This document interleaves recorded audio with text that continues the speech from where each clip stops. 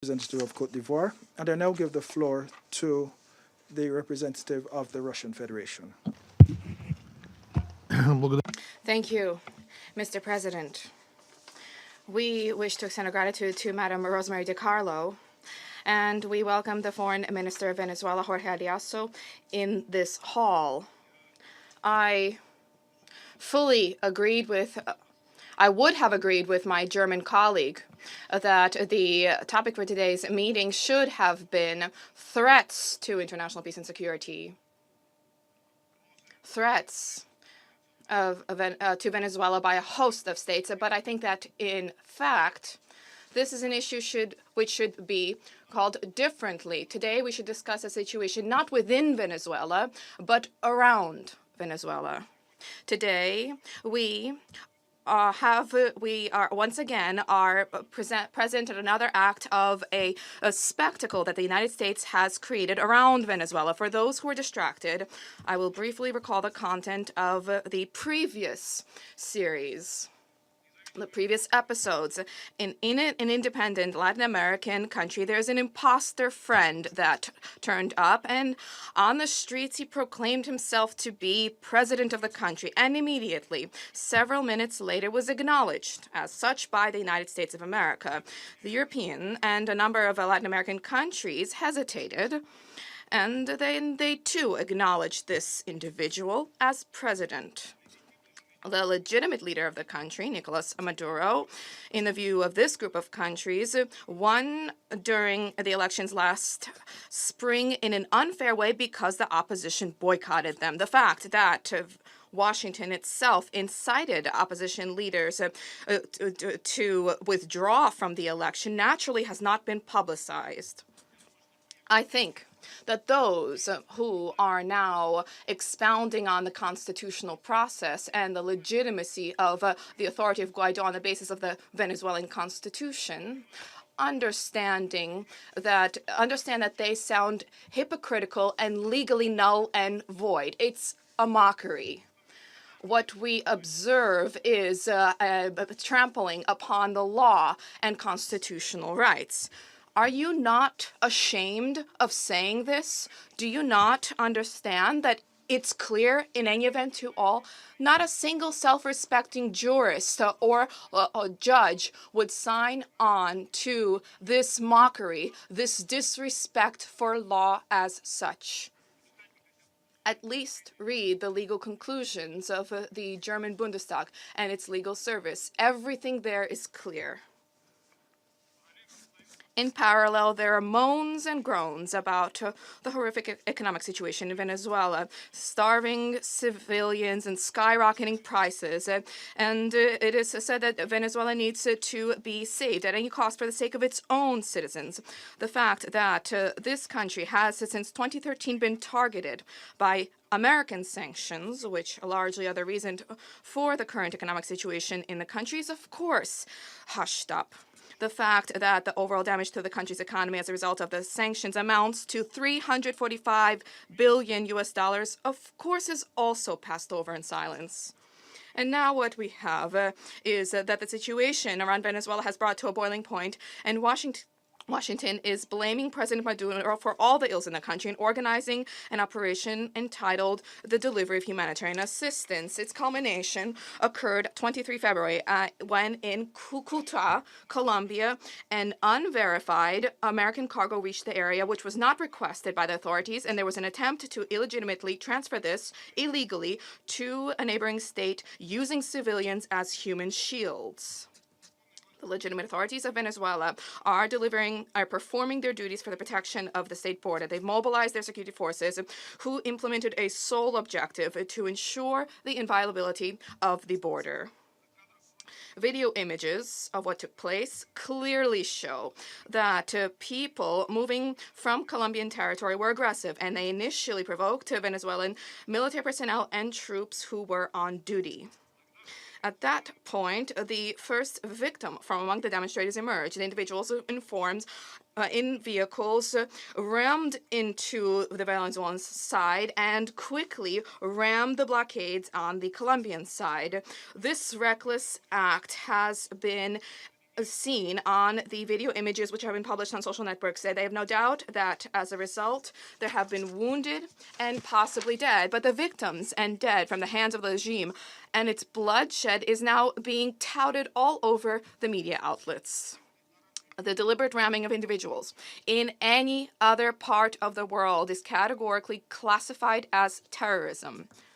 However, in Cucuta, it is viewed as the heroism of deserters who have challenged the authorities, and Guaido approvingly pats these heroes on their backs. The so-called humanitarians on the Colombian side of the border very quickly transitioned to violence. In protection of the Venezuelan border, there were rocks and Molotov cocktails used. You would agree that this scenario is reminiscent of anything but the delivery of humanitarian assistance. Incidentally, one of those same cocktails was used later by the protesters themselves to set a truck ablaze. The world has seen images of one of the demonstrators on Colombian side, deliberately or not, throwing a flaming bottle, which failed ultimately to cross the bridge.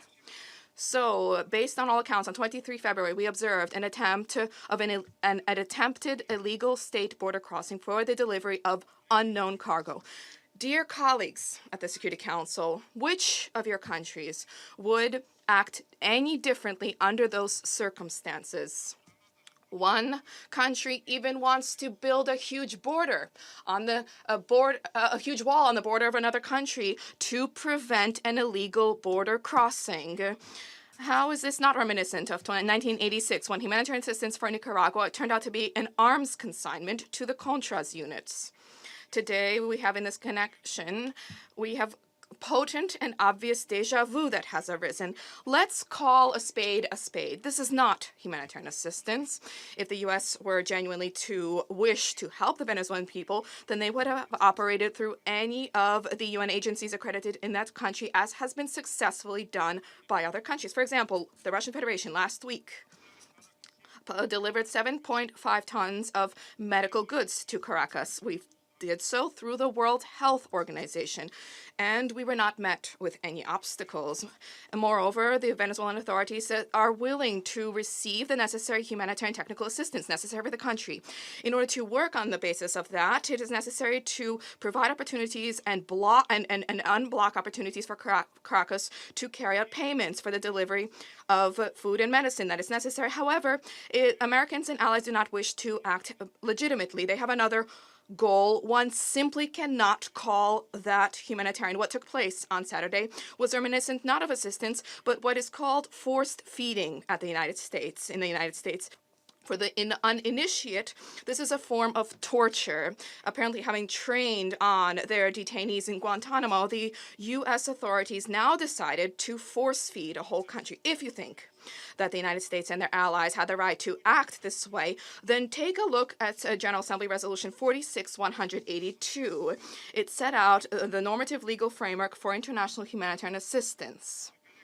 My colleague, the German permanent representative, has just listed nearly all of the principles of humanitarian assistance, but he overlooked a very important one. It explicitly states in the implementation of humanitarian activity, I quote, "It is necessary to respect the sovereignty, territorial integrity, and national unity of states must be fully respected in accordance with the Charter of the United Nations." Then it states, in this context, the humanitarian assistance should be provided with the consent of the affected country and, in principle, on the basis of an appeal by the affected country. Was there such a request?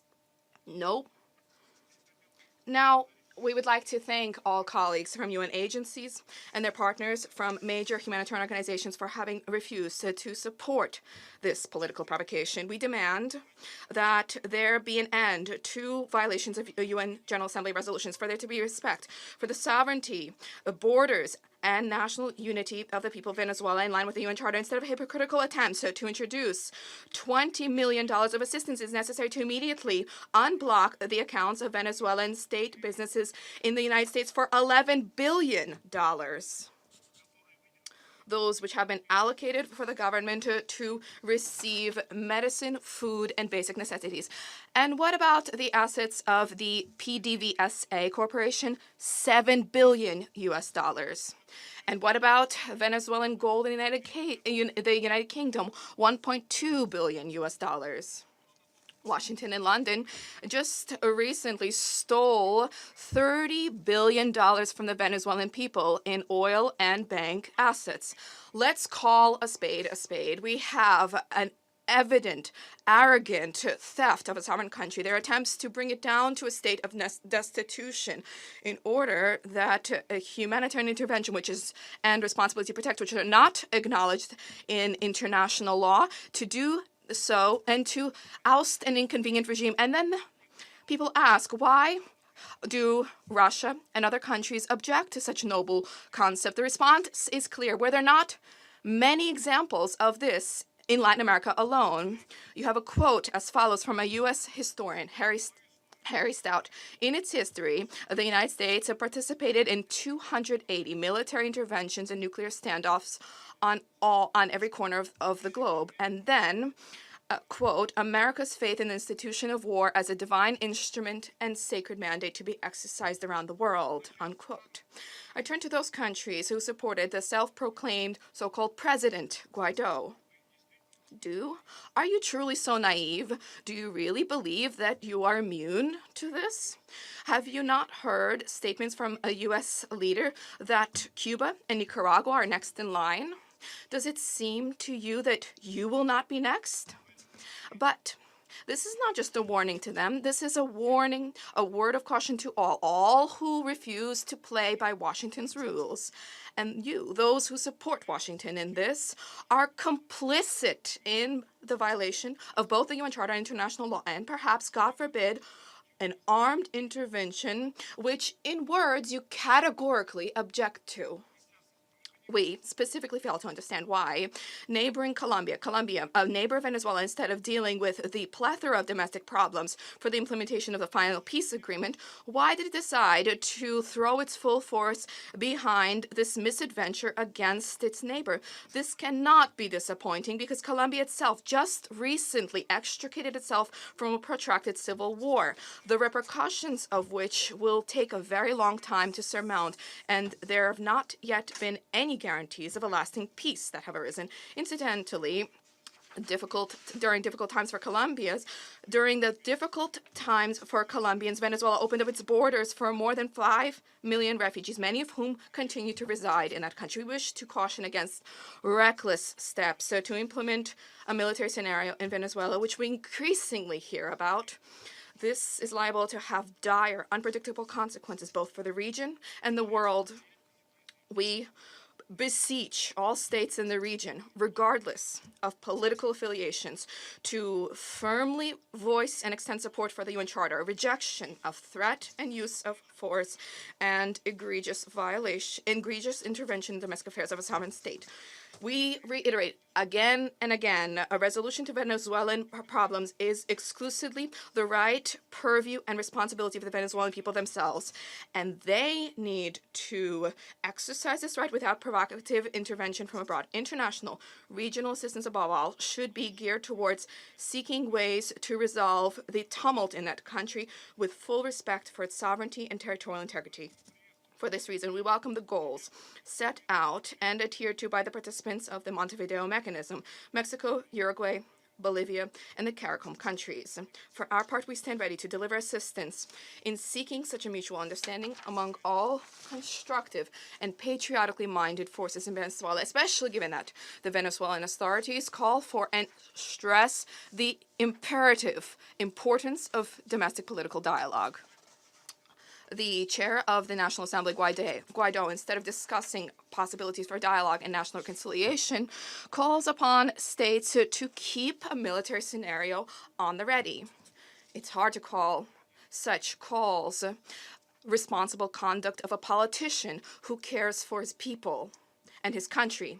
Mr. President, the humanitarian show that was created by Washington on 23 February exposed those who generally are behind the scenes. All have come to center stage. It is now perfectly clear that Washington's sole aim in Venezuela was not resolving the problems of Venezuela, not caring for the people, but regime change, including with threats to do so via foreign intervention.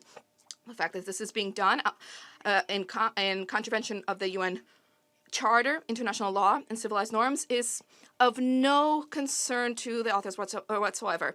Disrespect for these core principles of international relations has long become a norm for the United States. They simply don't even pay attention to that.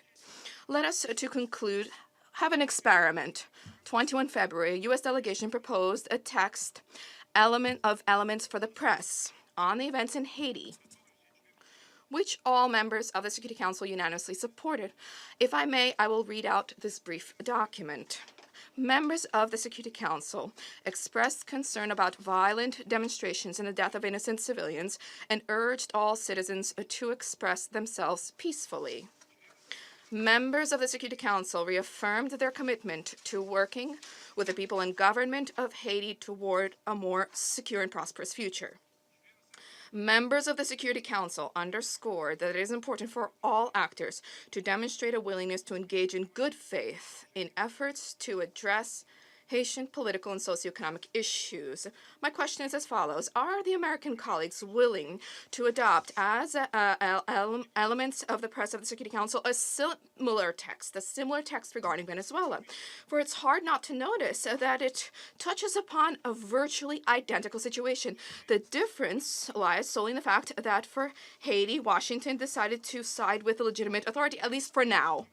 For some reason, we doubt the response to this, but we would like to hear it uttered by U.S. Colleagues. We will circulate this document amongst members of the Security Council. Thank you. I thank the representative of the Russian